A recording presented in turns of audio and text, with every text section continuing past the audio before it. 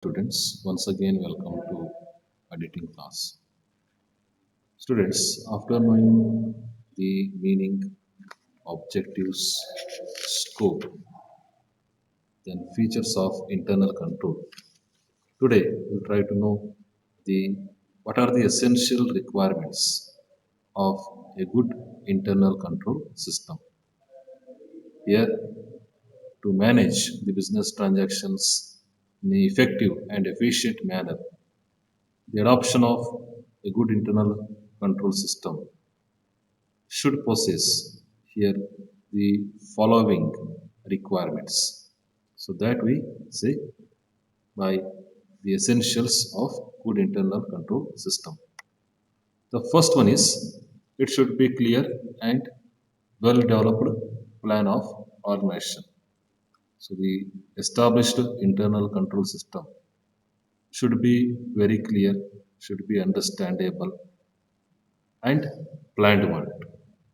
Second one, there should be competent and trustworthy personnel for the success of the business.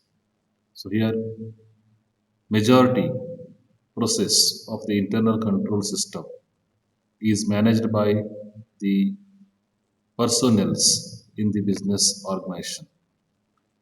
So the existence of the personnel should be competent and trustworthy. So here it is based on their competency and trustworthiness. That means how they manage the internal control system. Third one, there should be segregation of duties. Segregation means division or distribution of duties among the personnel. Operational duties are separated from recording duties. So it should not be joined or mixed with one personnel. It should be separated for the clear understanding of the work. Then fourth one is there should be a sound system of maintenance and recording of accounts. So the books of accounts maintained in the business or mission. So it should be a sound system and recording the transactions in this system.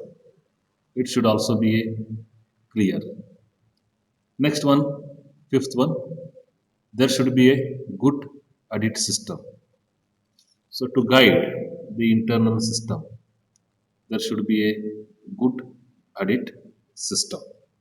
So these are the essentials of a good internal control system. And next, we'll study about the evaluation of internal control. Evaluation of internal control is the study of and the evaluation by the auditor of the system of internal control existing in his client's business enterprise as a basis for reliance thereon for the determination of the nature, timing, and extent of his audit programs.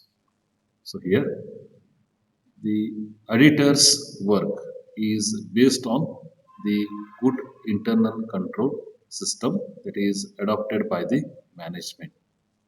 So based on that one, based on the internal control system, here the editor he frames the audit program and thereby he determines the nature, the timing and extent of his audit program.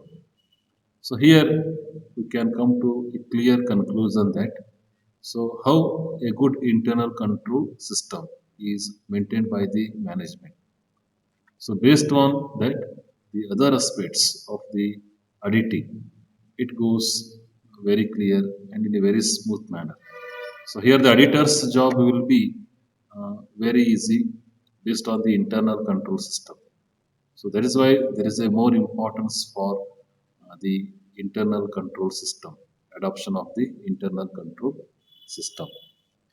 Next, we will study about the need for evaluation of internal control arises from the following factors. So, why there is a need for evaluation of internal control system?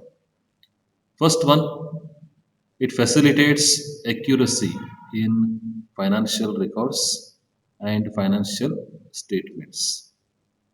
So, financial accuracy can be obtained because of the adoption of and the evaluation of internal control system.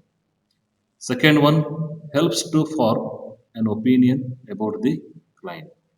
So based on the internal control system, so here the editor he comes to know about or he comes to form an opinion about the client. Next, third one, it enables the editor to determine the extent to which test checks can be applied.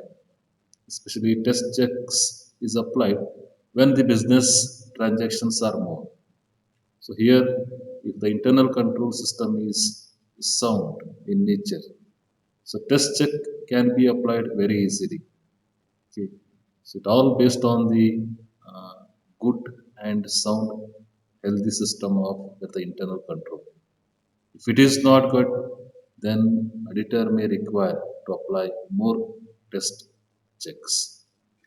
Next one is about that is fourth one points out the critical areas in the organization, especially the neglected areas in the organization for which due attention is needed from the auditor.